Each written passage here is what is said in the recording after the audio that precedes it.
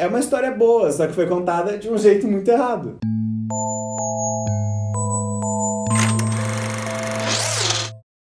E aí, Rocamboliers, eu sou o Thiago, esse é o canal Rocambolha, que eu falo de série, eu falo de filme, você gosta de falar sobre esses assuntos também, que eu sei, então se inscreve no canal, dá um like no vídeo e ativa o sininho para receber a notificação dos próximos vídeos também. O Diabo em Ohio é uma minissérie original Netflix de suspense e mistério que estreou no dia 2 de setembro. E pelo que eu tenho visto por aí, decepcionou muita gente, né? E acho que um dos fatores é que a estratégia de marketing da série vende ela com muito mais terror do que de fato ela tem. Eu achei uma ótima história para um terror psicológico, mas a série não se sustenta nesse gênero por falta de profundidade. Não é um bom terror, não é um bom drama, tem um suspense que cansa, acaba que não acerta em quase nada. Eu fiquei com a sensação durante boa parte da série que tinha algo pra acontecer que não acontecia, sabe? Eu fiquei curioso, sim, pra entender melhor o contexto de tudo, foi isso que me levou até o fim da série, mas assim, falta muita coisa. Então, claramente, esse vídeo não é de indicação, porque eu quero comentar o final da minissérie.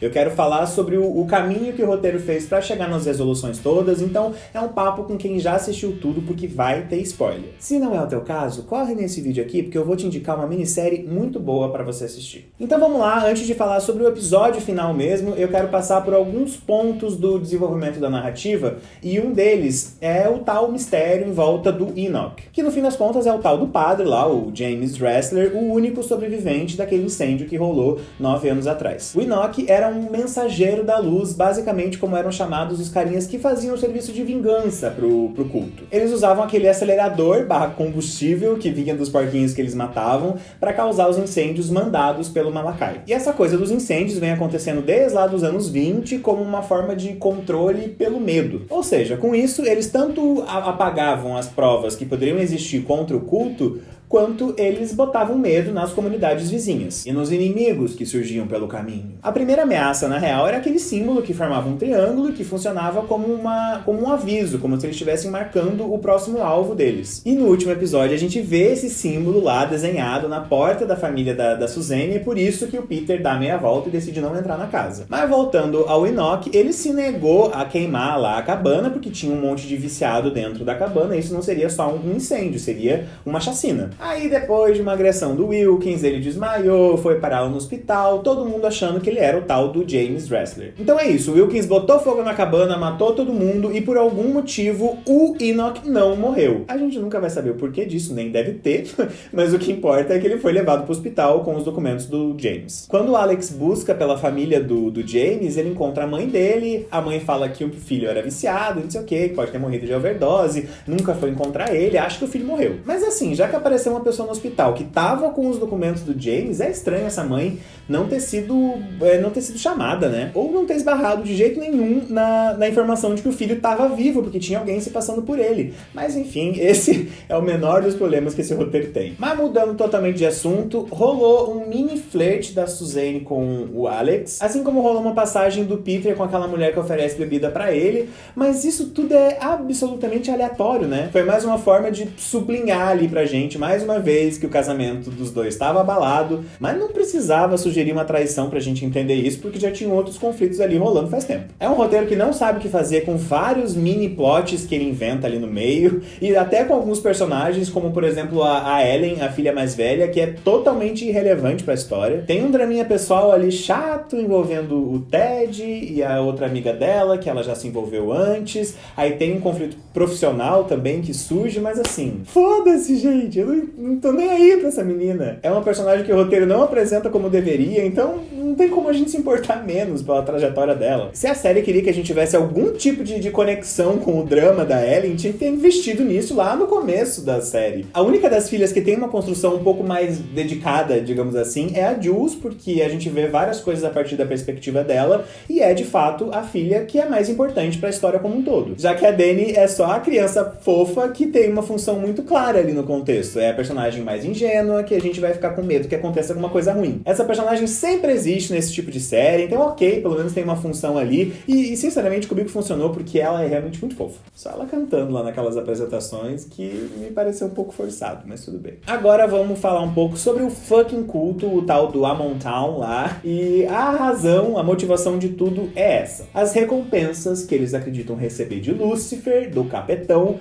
quando alguns sacrifícios são feitos. Então, como eles estão num momento de crise, tanto nas atividades agrícolas como na saúde do Malakai, o plano é refazer aquele ritual que foi feito pelo avô dele, para que Lúcifer entenda com muito carinho que eles estão a fim de renovar o pacto, por assim dizer. É uma forma de falar, ó, capitão, a gente tá aqui ainda, olha pra gente. Aí rola toda aquela pataquada lá, a Suzane aparece, aí briga com o Wilkins, bota fogo na igreja deles, aí convence a May, sobe no trepa no troço lá, cai, se joga, May desiste. Enfim, a Abigail se oferece pro demonhão, o Malakai, esperto que é, dá um jeito de se adequar a essa nova narrativa, passa isso pros fiéis, os fiéis acreditam e fala que eles estão salvos. Aí, como a coisa estava meio feia pra eles ali na região, eles decidiram buscar essa prosperidade em outro lugar, até porque o início já foi assim, né? O tal do primeiro profeta, o Caleb, que é o avô do Malakai, saiu de Dublin e foi parar ali naquela região, se estabeleceu ali para colher os frutos do pacto que ele tinha acabado de fazer e que na cabeça dele ele foi recompensado. Foi daí que surgiu o livro, que é como se fosse uma espécie de bíblia para esse culto e tudo mais. Aí agora eles saíram do condado, foram para um outro lugar e acho que vão conseguir se restabelecer e o troço todo vai continuar. Um pontinho aqui, gente, eu achei o ator que faz o Malakai muito ruim. Ele não sustenta o título que ele tem dentro daquele culto e ele não tem o impacto que deveria ter pra gente que tá assistindo também. Eu achei a interpretação dele muito frágil, muito insegura e por menor que seja a participação dele, a sensação que eu tive é que ele não tinha a menor ideia do que ele tava fazendo ali. Aí a gente descobre que o xerife, o Wilkins, é na verdade irmão do Malakai, então explica o envolvimento tão intenso dele com o culto, mas nem precisava também. Porque todas as pessoas dali pareciam muito devotas, muito imersas nessa crença, ele ser irmão não muda muita coisa na minha opinião. Enfim, gente, eu não sou o maior interessado por histórias de culto não, viu? Eu acho muito fácil soar tudo meio patético, sabe? Porque as justificativas todas têm que vir com personagens e conflitos muito bem estruturados para fazer a gente acreditar nas motivações. Fora esses rituais bizarros que são criados, eu sempre acho meio engraçado, eu não consigo levar a sério. E foi o que aconteceu aqui mais uma vez, fico olhando aquele bando de gente com máscara de corvo, fico, gente, parem. Mas tudo bem. Aí toda essa sequência de cenas ali em Amontown, elas servem como uma resolução dessa parte da história. Mas quando eu decido ver quanto tempo ainda tem pra acabar o episódio, tinha 20 minutos. Aí eu já fiquei pensando, meu Deus, o que falta pra eles acabarem essa história? Faltam 20 minutos, o que eles vão enfiar aqui? Pois então, a gente vê que a família tá separada, tá lá. O Peter e as 3 filhas de um lado e a Suzane e a May de outro. É muito difícil de engolir isso, gente. Vocês também acharam? Eu entendo toda essa tentativa de justificar a decisão dela baseado no trauma, nessa culpa que ela sente e esse sentimento de abandono que ela tem pela mãe. Aí ela enxerga a May como uma responsabilidade, então ela não quer replicar o que a mãe fez. Por outro lado, a May fez questão de construir essa relação com a Suzane, de dependência afetiva, de chantagem emocional. Fora que a Suzane se enxerga também na May. Então, como ela foi abandonada pela mãe, ela não quer que a May se sinta assim. Ai, ok. Mas ficar longe das 3 filhas pra isso, largar a família desse jeito, eu não tava conseguindo compreender. Aí, a cena final da série, na verdade, responde isso, né? Mas eu já chego nesse assunto. Antes disso, rola o principal plot twist desse episódio final, que é a gente descobrir que a May armou tudo, que ela foi lá, comprou as rosas brancas pra fingir que teve um gatilho ali na coroação. Ela roubou o carro do Ted, ela escolheu voltar pro culto